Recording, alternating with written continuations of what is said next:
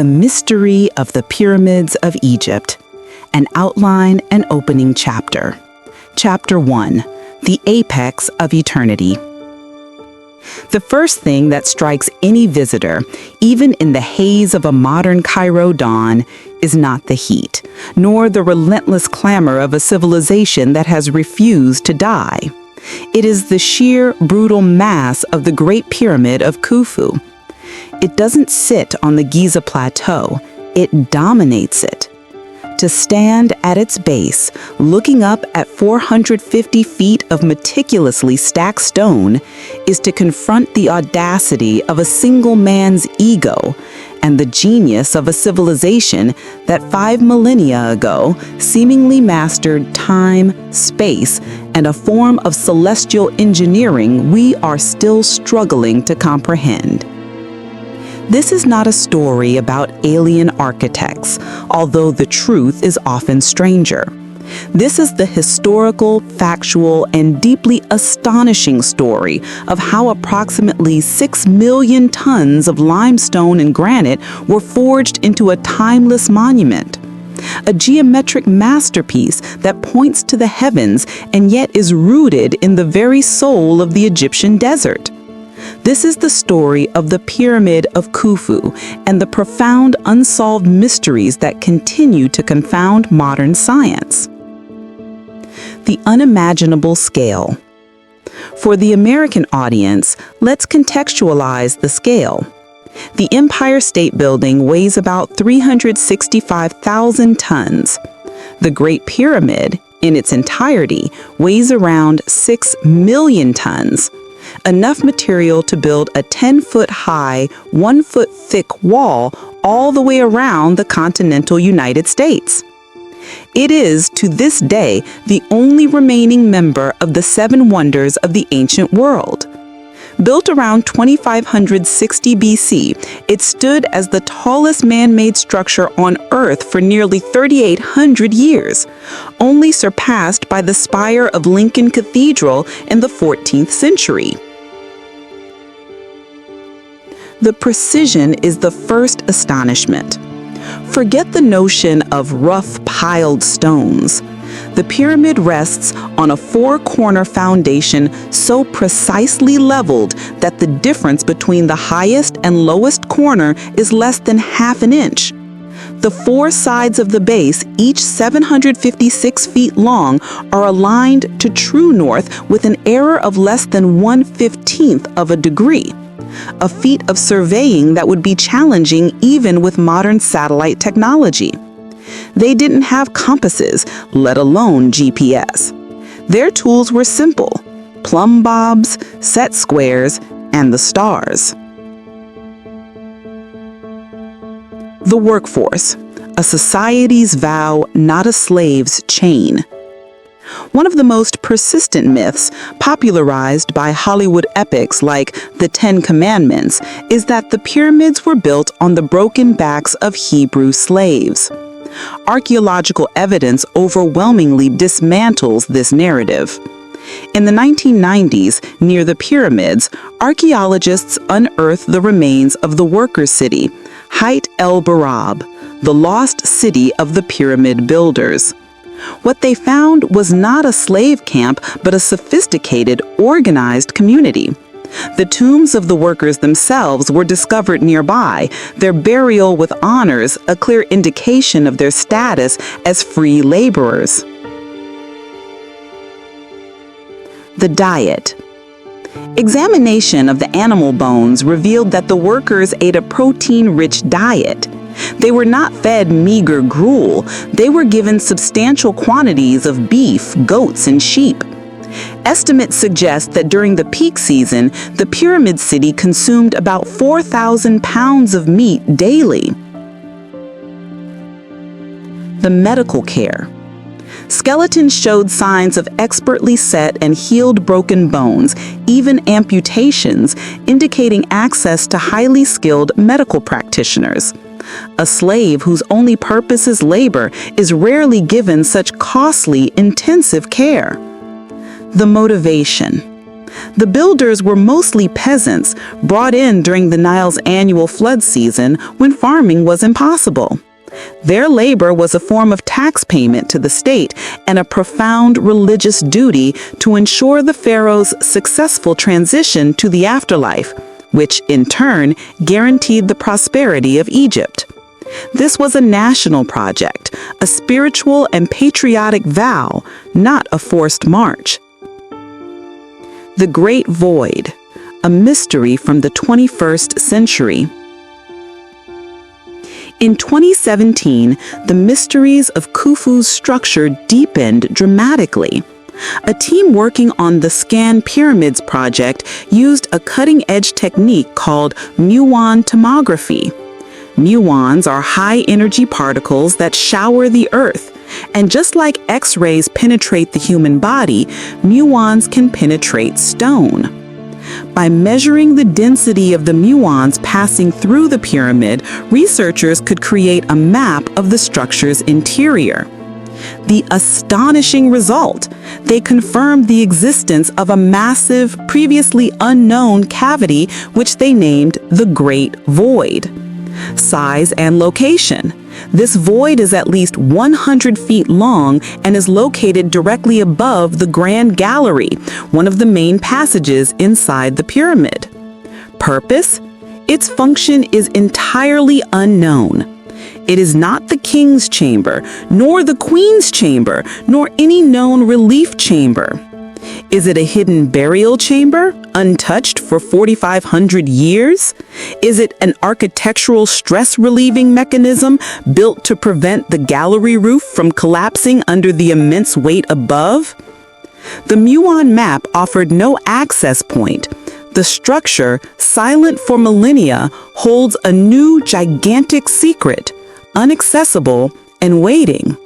This discovery, made not by a pickaxe or a shovel, but by subatomic physics, reignited the global fascination, proving that the deepest mysteries of the pyramids are not in the past, but in our present.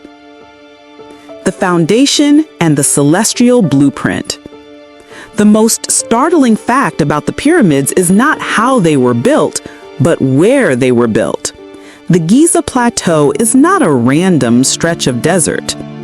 In the 1980s, researchers like Robert Bauval presented the Orion correlation theory, suggesting that the positions of the three Giza pyramids, Khufu, Khafre, and Menkaure, perfectly mirror the three stars of Orion's belt. Furthermore, the slight offset of the smallest pyramid, Menkaure, matches the slight offset of the star Al-Nitak in the constellation. For the ancient Egyptians, the constellation of Orion, which they called Sahu, was the celestial manifestation of the god Osiris, the god of rebirth and the afterlife. The pyramids, therefore, were not just tombs. They were cosmic machines, precise, solid stone representations of the heavens, built to serve as a launch pad for the pharaoh's soul, guiding him to the stars from which he came and to which he would be reborn as a god. They were, in essence, a giant ground-based astronomical clock.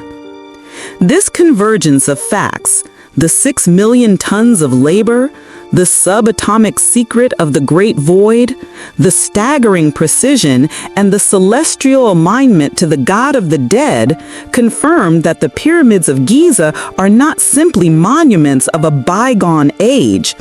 They are the crystallized ambition of a society that sought to engineer its own eternity. Chapter 2: The Logistics of a Legacy. Moving mountains without wheels. The fundamental problem: weight, distance, and absence of technology. The sheer weight of the pyramid stones, with an average block weighing about 2.5 tons, and the heavier granite blocks for the king's chamber weighing up to 50 tons, was compounded by two critical constraints: no iron tools. The builders worked entirely in the Bronze Age. Their cutting tools were made of copper, which is soft, or harder stone like dolerite and granite. No wheeled transport.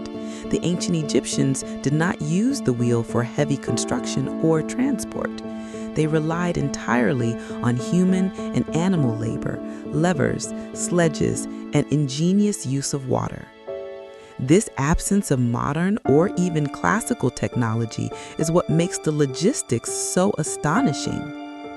Quarrying, the Bronze Age grinders. The stone blocks came from two primary sources: local limestone. The vast majority of the 2.3 million blocks were quarried directly on the Giza Plateau or from nearby quarries like Tura, just across the Nile. Technique. Workers would use copper chisels to cut channels around the desired block. They then drove wooden wedges into the channels and saturated the wedges with water. The expanding wood would create immense pressure, cracking the blocks cleanly along the desired lines.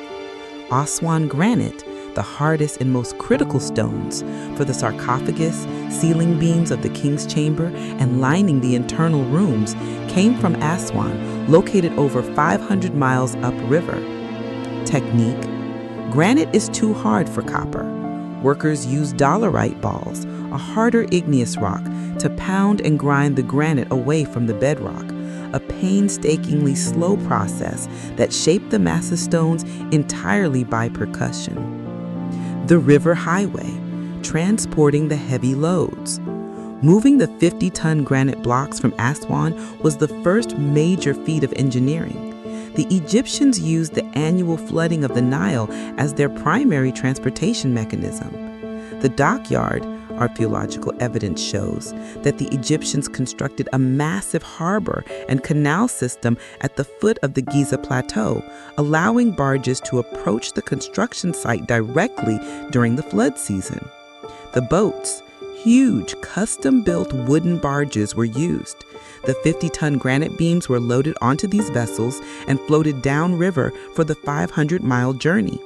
This required incredible skill in shipbuilding and navigation to handle such unstable loads. The final ascent? Sledges and saturated sand. Once the stone reached the Giza harbor, the most difficult challenge remained: moving the multi-ton blocks up the steep incline of the plateau and up the pyramid itself. Sledges, not wheels. The blocks were placed on wooden sledges, which were pulled by teams of men. The heavy load on a flat surface created enormous friction, requiring hundreds of men for the largest blocks. The water and sand solution? A breakthrough discovery in 2014 based on an ancient Egyptian wall painting revealed an ingenious friction-reducing technique. The painting shows men pulling a large statue on a sledge while a worker in front pours water onto the sand. The physics? Scientists confirmed that wetting the desert sand to just the right consistency half the force needed to pull the sledges. The water created capillary bridges between the grains of sand, stiffening the surface and preventing the sledge from digging in, effectively turning the loose sand into a firm path. This simple addition of water was their equivalent of a modern bearing. The ramping debate is the final, most controversial element: how the blocks were lifted to the upper levels of the pyramid. The internal chambers are hundreds of feet up. Straight ramp theory? The traditional theory suggests a colossal straight ramp built perpendicular to one face, which would have had to have been impossibly long and high. Spiral ramp theory?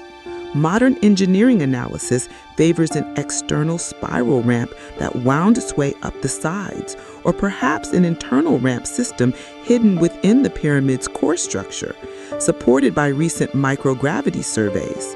The massive logistics of such a construction was itself a major project, requiring tons of labor and resources to build the ramp before the pyramid was even finished. The logistical genius of the pyramid builders lie not in mysterious lost technology, but in their sophisticated understanding of physics, hydraulics, the use of the Nile, and the organization of a massive, motivated labor force, a true testament to the power of human ingenuity and planning. Chapter 3: The Labyrinth of Light and Stone. Khufu's Inner Sanctum. The ascent into darkness. To truly grasp the mystery of Khufu's pyramid, one must venture inside. Unlike later New Kingdom tombs, which were dug deep into the bedrock of the Valley of the Kings, the Great Pyramid contains its main burial chambers and passages high up within the stone mass itself, a feat of architectural stability that defies common sense. The journey begins at the original entrance, now slightly above the entrance forced by the 9th century caliph Al-Ma'mun.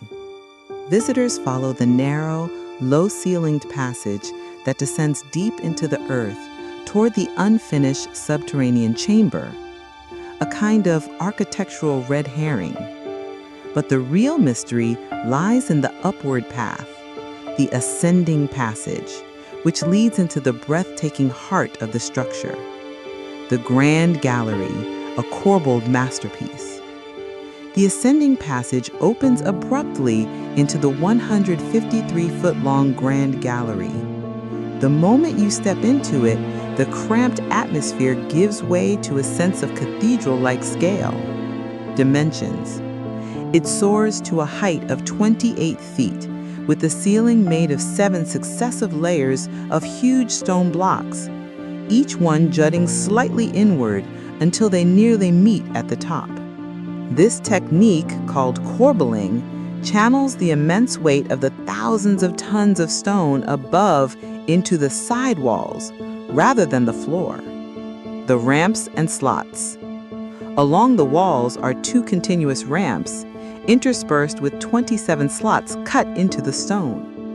The architectural purpose of this configuration is one of the structure's greatest debates.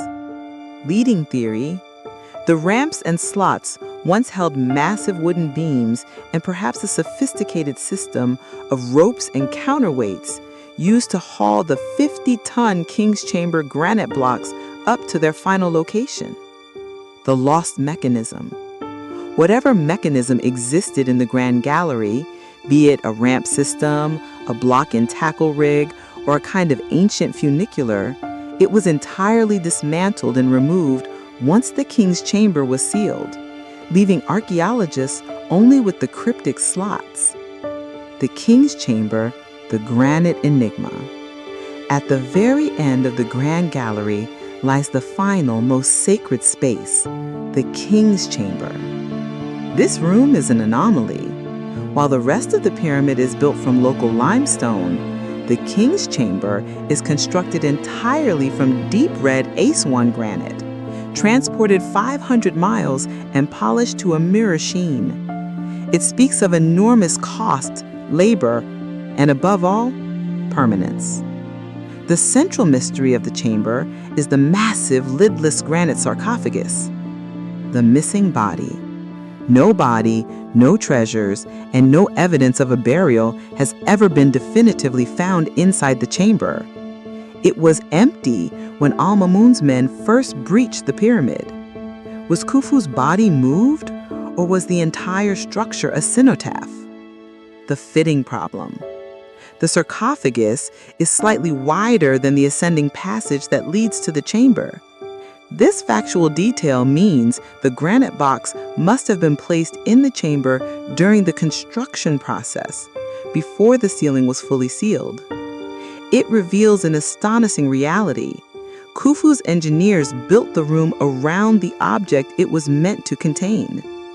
Directly above the King's Chamber are the 5 relieving chambers, separated by huge, thick granite slabs.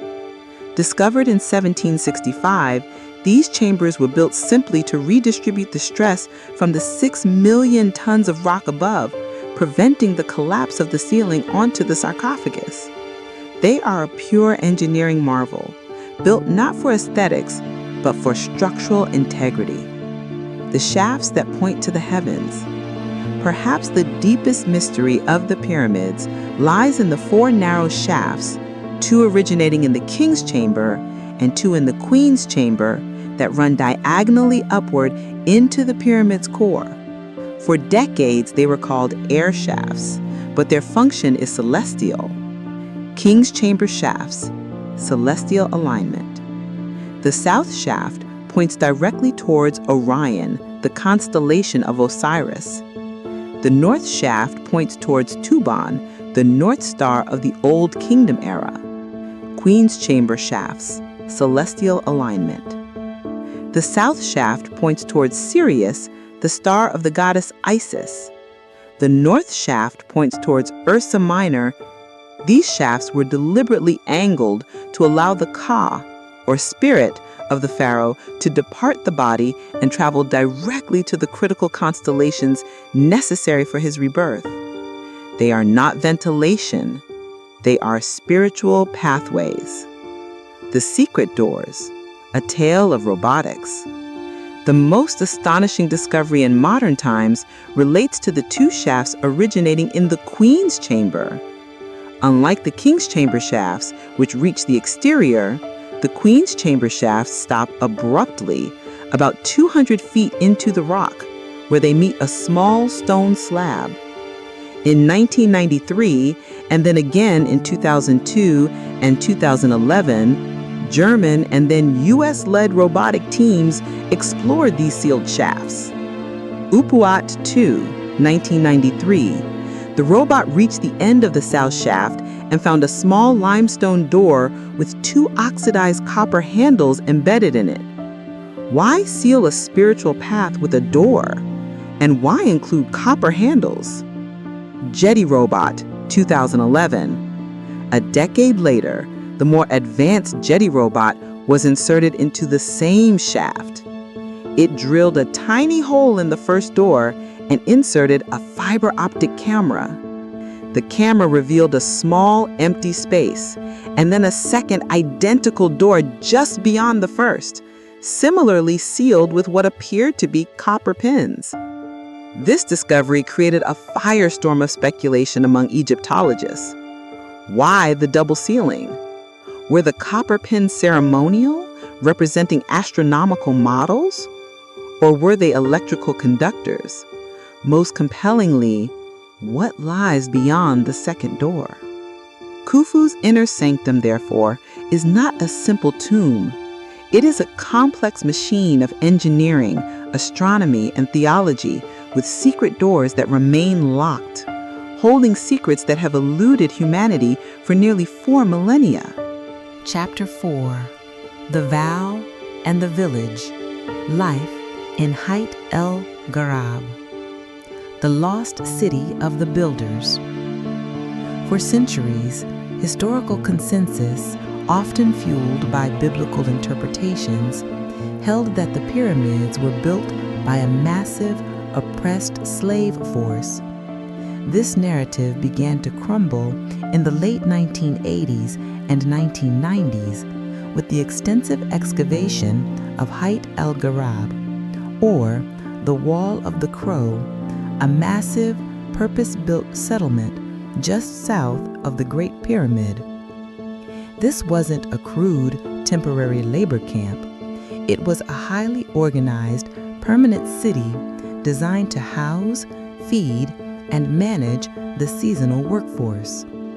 The city's structure speaks volumes about the level of state organization. The barracks.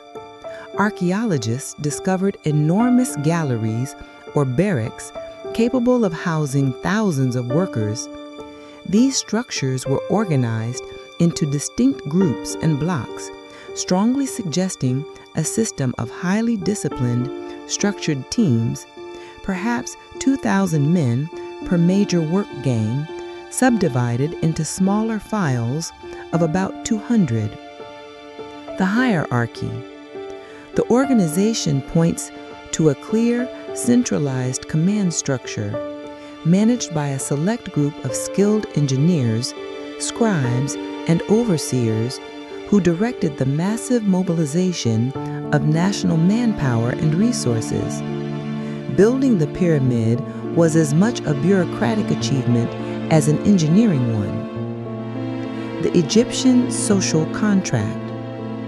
The workers were primarily skilled Egyptian farmers and craftsmen called up for a term of duty during the inundation, the time of the annual Nile flood, roughly July to October, when the farm fields were underwater and agricultural labor halted. This duty was not slavery. It was an integral part of the Old Kingdom's social contract. Religious duty, ensuring the pharaoh, the living god Horus, achieved his apotheosis as Osiris, was essential to guaranteeing the continuous prosperity and stability of Egypt. Their labor was an act of profound religious and patriotic devotion. State compensation. The workers were well compensated, not with money, which didn't exist in that form, but with goods. The state provisioned them with enormous quantities of high-quality food. The bread and beer.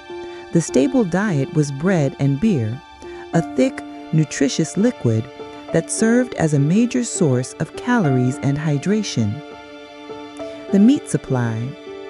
Analysis of the massive bone dumps found at the city's edges revealed high consumption of beef. This was a costly, ritual food usually reserved for the elite. Providing it to the workers underscores the state's massive investment and the importance placed on their strength and health. Medical miracles and honored dead. The adjacent cemetery for the pyramid builders offered the most poignant evidence against the slavery hypothesis. Honored burials.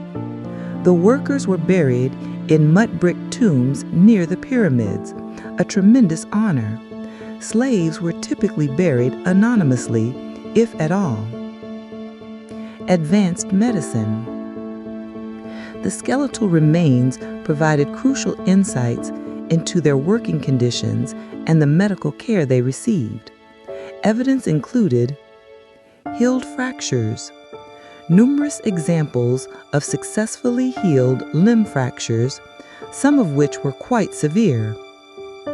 Amputations, signs of successful surgical amputations, and even basic dentistry. Treated injuries. Injuries were consistent with heavy manual labor, such as compressed vertebrae, but the successful treatment proves that the workers were valuable assets worth investing in. A state doesn't provide world-class medical care, for its time, to expendable chattel. The discovery of Hayat el-Garab transforms the story of the pyramids from one of human suffering into one of human mobilization.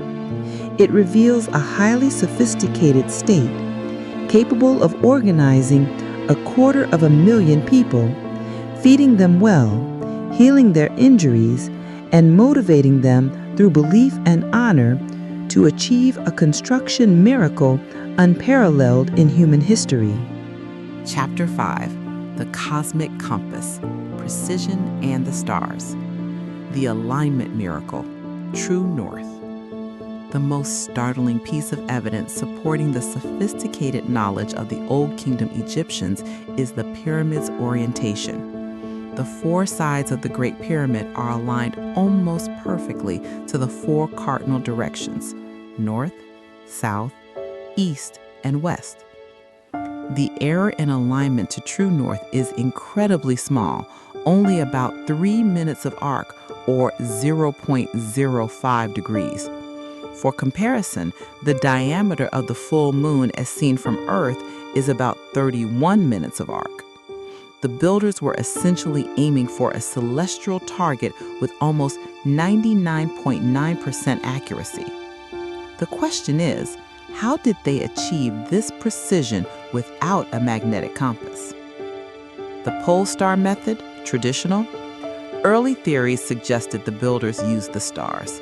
They might have sighted the then pole star, Thuban, part of the constellation Draco, from two fixed points.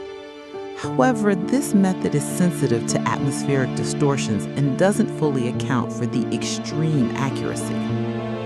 The shadow method, the better fit. A more robust theory suggests they used the sun's shadows.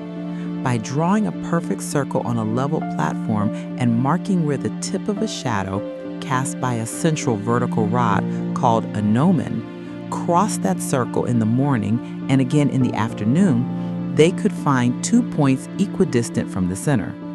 A line drawn connecting those 2 points runs exactly east-west. A perpendicular line then gives them true north-south. The fact that they established a perfect, level plane across the 13-acre base and then oriented it with near-perfect astronomical accuracy speaks to an unprecedented level of planning and engineering control. The golden ratio and pi. Beyond alignment, there is the mystery of the pyramid's mathematical ratios, which fascinated scholars long before the digital age. The ratio of pi. The ratio of the perimeter of the Great Pyramid's base to twice its height is strikingly close to the value of pi, which is approximately 3.14159. Perimeter divided by 2 times height is approximately 3.14. The golden ratio, phi, or approximately 1.618, the ratio of the slant height, the height measured along the face, to half the base length is extremely close to the golden ratio, which is approximately 1.618. While some argue these ratios are mere coincidences, the ancient Egyptians were master geometers. It's highly probable that they utilized these intrinsic mathematical constants in their design, suggesting a deep, intentional connection between their sacred architecture and universal geometry. They weren't just building a tomb, they were constructing a model of the universe's mathematical harmony in stone. The Orion correlation theory. We touched on the celestial paths inside the pyramid, but the entire Giza layout may be a giant constellation map. The ground plan.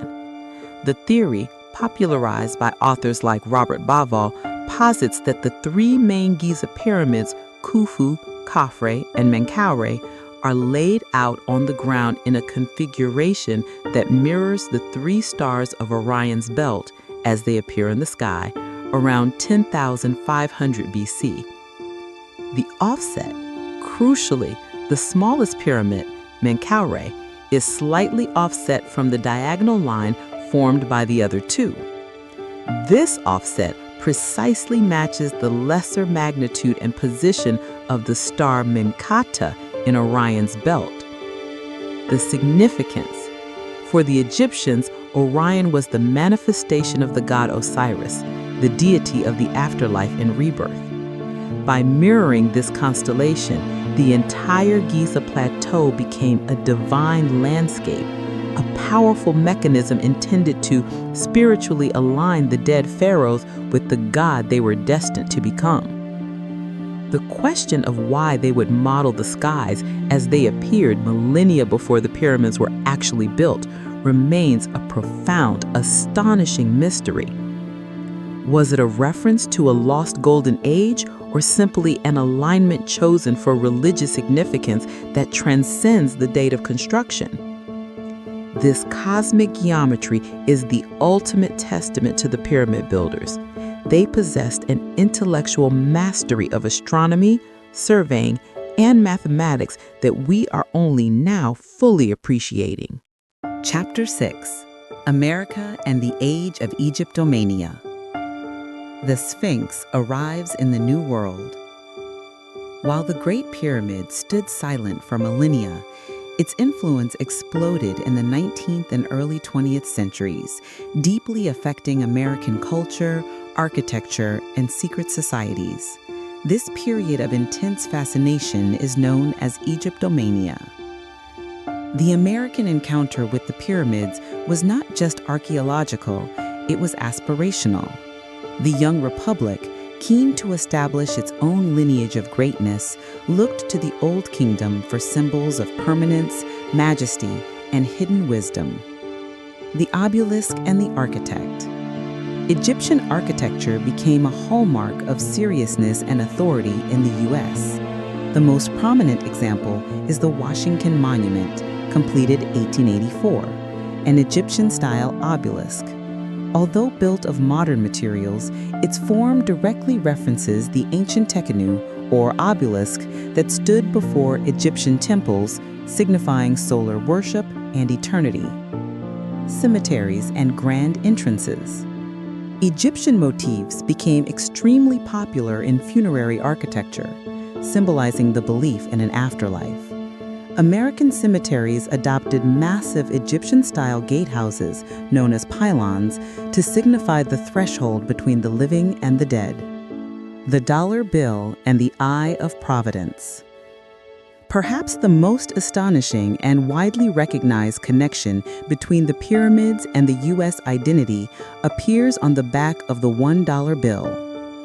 Printed directly above the text, Novus Ordo Secularum, New Order of the Ages, is the Great Seal of the United States, which features the unfinished pyramid topped by the Eye of Providence, or the All-Seeing Eye. The unfinished pyramid. The 13 layers of the pyramid represent the original 13 colonies. The fact that it is unfinished suggests the nation is still growing and striving for perfection. The Eye of Providence. The eye floating above the capstone, or pyramidion, represents God watching over the young American nation. The mystery of the capstone. In ancient Egypt, the capstone was often covered in electrum, an alloy of gold and silver, to catch the sun's first rays. The missing capstone on the dollar bill visually encapsulates the idea that the secrets and knowledge of the ancients, including the geometry and power of the pyramids, are yet to be fully integrated into the modern world.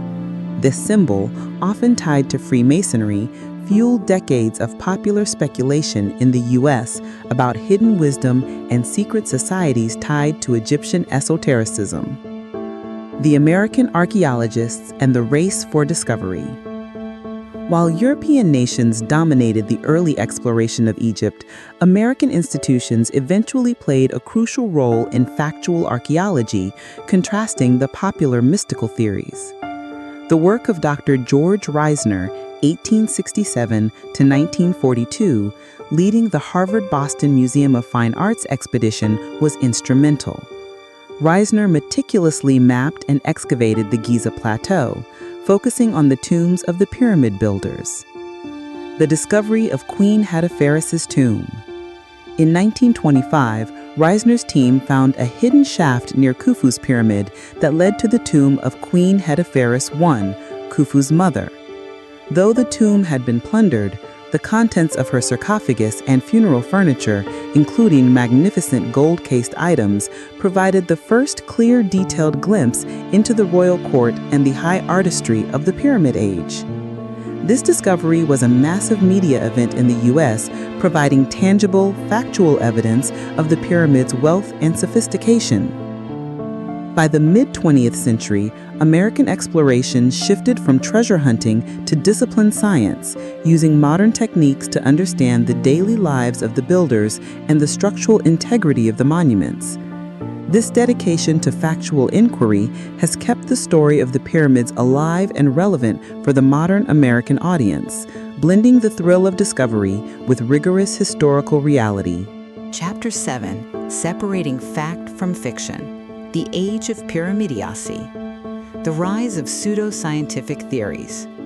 The overwhelming scale, precision, and alignment of the Great Pyramid, which we've established as products of advanced human ingenuity, have paradoxically led many people in the modern age to dismiss human builders entirely.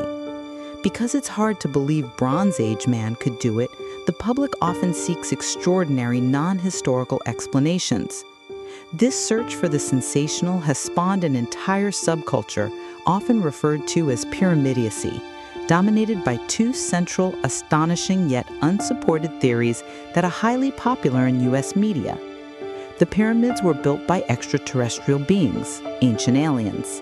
The pyramids are energy devices that produce pyramid power. The ancient alien hypothesis. The theory that extraterrestrials provided the blueprints and/or technology for the pyramids is perhaps the most famous modern myth, especially popularized through cable television programs. The claim: the technical hurdles of moving the large stones, achieving near perfect north alignment, and incorporating advanced geometry like pi and phi were too great for the Egyptians. Therefore, an advanced alien intelligence must have provided the solution. The factual critique. This theory fundamentally ignores and often misrepresents the vast body of archaeological evidence. Ignoring the process, we have found the quarries, the tools, copper chisels and dolerite balls, and the workers' cities, Hayt al-Garab. We have wall paintings showing the transport method, sledges. The entire process is meticulously documented in archaeological and textual records, showing a gradual generational mastery of the craft, not a sudden technological leap. The need for experimentation. The Egyptians didn't just build the Great Pyramid, they spent decades experimenting. Pharaoh Snefru, Khufu's father, built 3 major pyramids before Khufu: the Needham Pyramid, which collapsed due to a structural error; the Bent Pyramid, where the angle was changed halfway through construction due to instability; and finally, the Red Pyramid. This trial and error process is the definition of human engineering evolution, not alien instant build technology. The skeletons speak. The presence of thousands of deceased, honored Egyptian workers with injuries consistent with manual labor directly contradicts the idea of effortless, gravity-defying alien construction. The ancient aliens hypothesis is ultimately criticized by historians for being a form of hyper-diffusionism and for dismissing the intellectual capacity of ancient non-Western peoples. The myth of pyramid power. Another persistent theory, particularly popular in the 1970s counterculture and still discussed today, claims that the pyramid shape itself can harness or focus a kind of natural energy. The claim: placing food, razor blades, or water inside a small model pyramid, often aligned north-south, can sharpen the blades, preserve the food, or energize the water. This power is supposedly related to the pyramid shape concentrating cosmic energy. The factual critique. Lack of evidence. Despite decades of testing, no reputable scientific study has ever been able to replicate or prove the existence of pyramid power in a controlled, peer-reviewed environment. The razor blade myth. The common claim that a razor blade placed inside a pyramid model will self-sharpen is easily explained by oxidation. When the blade is left undisturbed in a low-humidity environment, the corrosion that dulls the edge is minimal. The effect is simply a form of careful, protected storage, not supernatural energy. Geometric fallacy. The energy theories often fixate on the shape, yet ignore the actual pyramid. The Great Pyramid is not a simple, perfect geometric form. It is a complex structure with internal ramps, chambers, and voids, like the Great Void. If the power came purely from the shape, these internal complexities would be unnecessary and counterproductive. The true wonder. The real factual astonishment of the pyramids is that they are not a monument to lost alien technology, but a testament to the collective, organized genius of early human civilization. They confirm that a unified, wealthy, and technologically proficient Bronze Age society, motivated by a powerful religious conviction, was capable of achievements that remain awe-inspiring even today. The mystery lies in how they organized such immense logistics, not who they were. Chapter 8. The Final Frontier.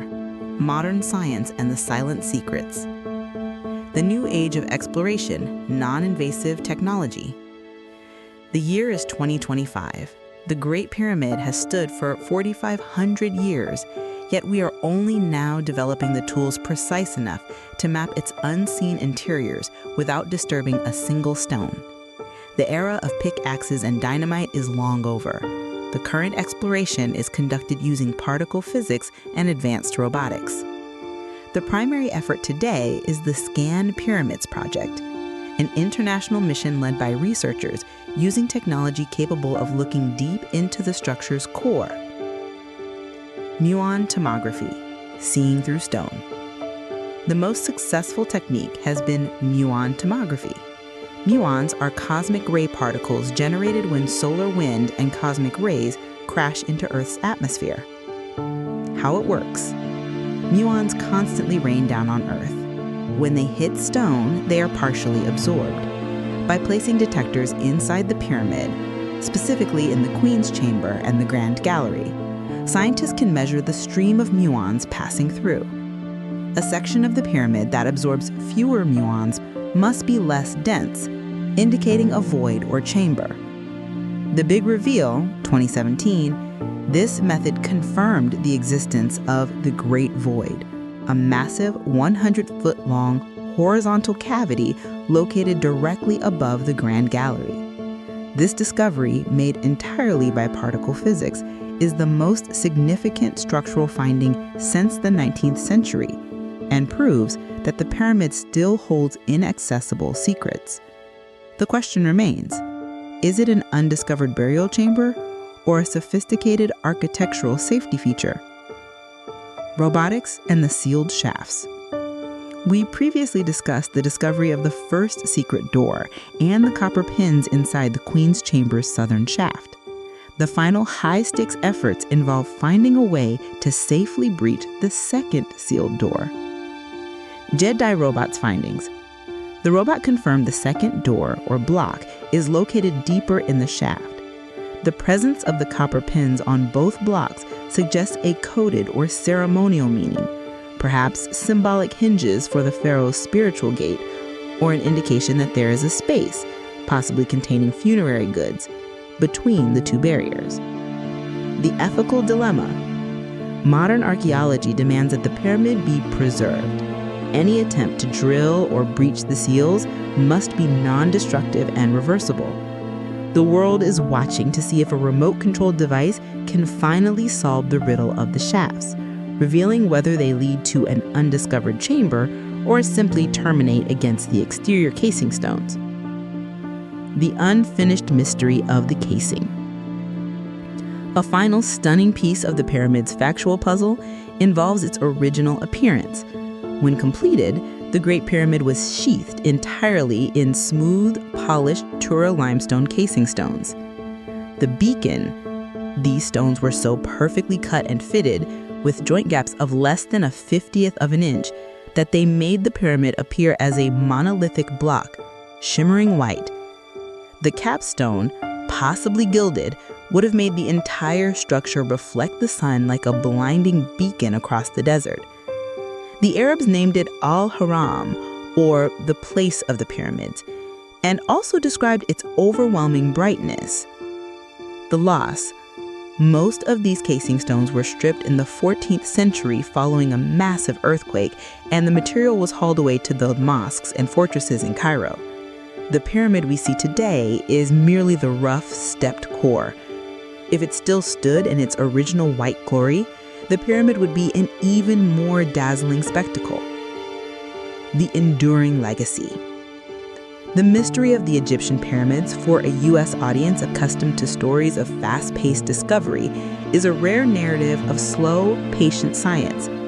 It's the story of an ancient culture that built an eternal machine using only human hands, simple geometry, and a profound belief system.